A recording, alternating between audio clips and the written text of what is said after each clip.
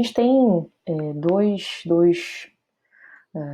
duas partes, né, da nossa revisão anatômica, né? Sempre falo para vocês que é uma revisão e a maioria das informações que eu trago são informações que vocês já viram, né?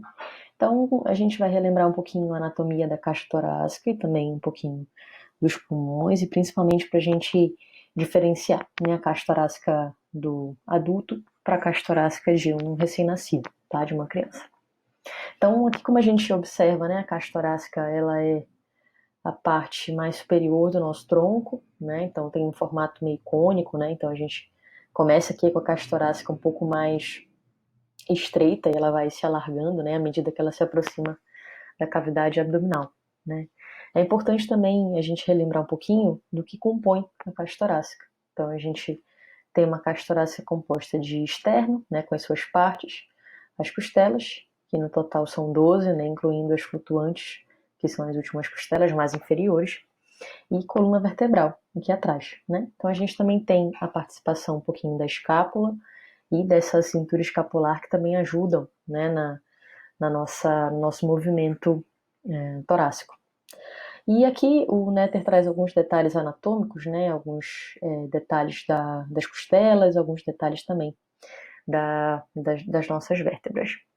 Então o que a gente tem que lembrar, né, além dessa anatomia geral da caixa torácica, a gente tem também que entender algumas diferenças, né, algumas variabilidades anatômicas da caixa torácica do adulto para a criança, né? Então, num bebê ou numa criança, a gente precisa entender que essa parede torácica, né, que é formada principalmente de músculos, de tecido conjuntivo, ela é mais delgada que no adulto, né?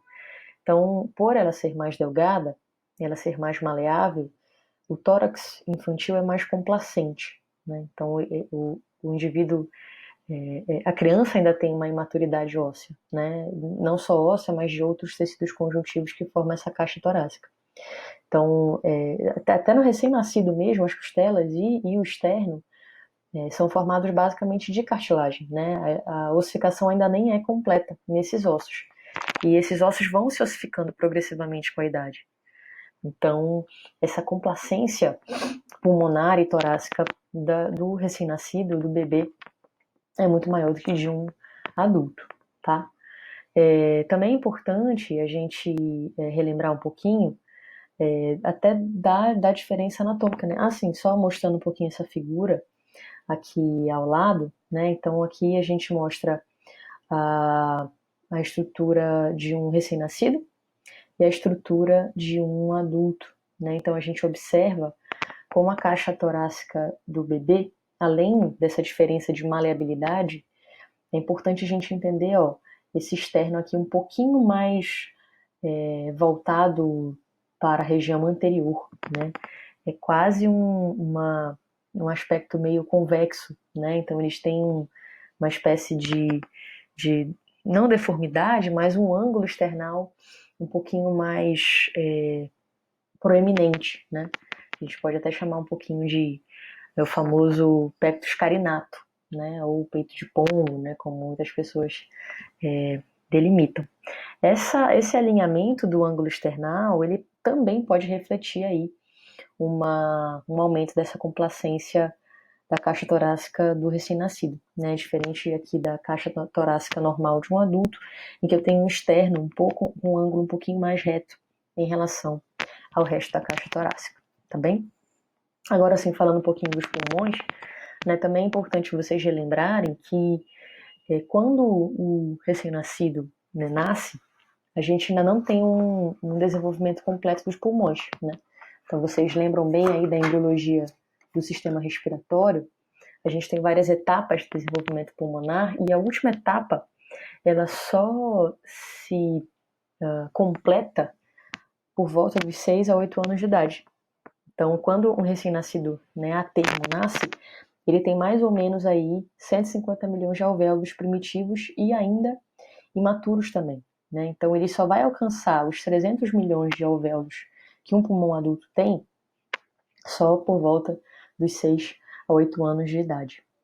Então também é importante a gente lembrar que no nascimento, né, logo após o nascimento, metade dos pulmões ainda tem bastante líquido, ainda derivado da cavidade amniótica, né, do pulmão e das glândulas traqueais.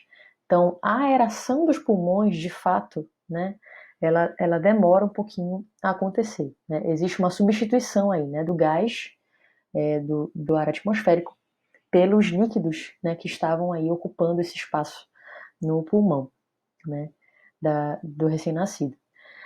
Também lembrando de um conceito que foi visto por vocês na MD13, um conceito relacionado ao volume de reserva, né, volume de reserva inspiratório, volume de reserva expiratório. É importante a gente dizer que a criança e os bebês têm uma reserva ventilatória um pouco diminuída, né? Eles têm uma elasticidade um pouquinho mais exacerbada das costelas e dos músculos respiratórios. Então, essa reserva ventilatória, principalmente o volume de reserva inspiratório, é um pouquinho mais pobre, né, do que a gente vê no adulto. Isso tem implicações fisiológicas, assim como a gente tem uma implicação fisiológica relacionada a essa maleabilidade, né? Então, a caixa torácica do recém-nascido, ela tem uma complacência um pouquinho maior, mas ela perde um pouco em volume de reserva inspiratório, né? Por conta dessa elasticidade um pouquinho mais elevada do que no adulto, tá bom?